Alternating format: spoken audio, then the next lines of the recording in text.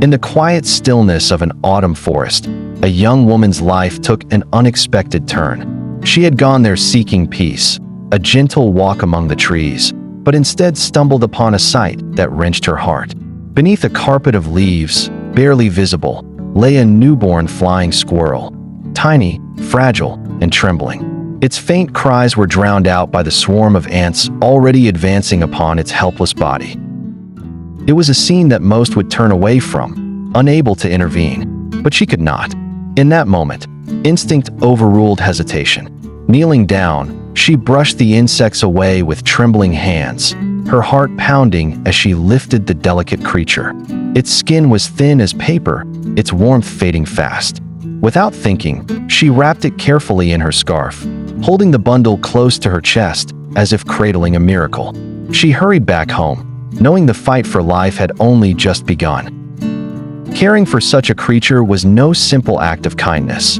It was a consuming responsibility. She named him Sky, perhaps in hope that one day he might know the freedom of open air. The following weeks revolved around his survival.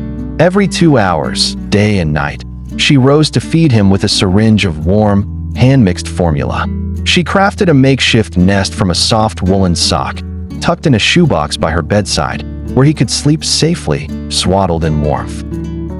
The days blurred into one another, punctuated by anxious checks on his breathing, his movements, his tiny squeaks. And slowly, miraculously, Sky began to grow stronger. His eyes, once sealed shut, opened to reveal glimmers of vitality. A faint coat of fur thickened into a soft pelt, and with it, a mischievous spark emerged. He would cling to her fingers, explore the edges of his box, and, soon enough, attempt his first leaps across the room. By the time Sky learned to glide from one corner of her living room to another, the bond between them had deepened beyond words. He had become her constant companion, a living testament to resilience and care. Yet she knew, with a heaviness that grew alongside his wings, that he did not belong within four walls. Sky was born of the forest, not of human hands. To keep him would be to deny his nature. So, with quiet sorrow and steadfast love, she made her decision. One clear autumn morning, she carried him back to the woods.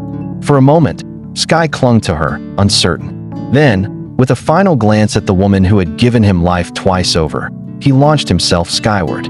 His wings spread wide, catching the air with newfound strength, and he disappeared among the branches.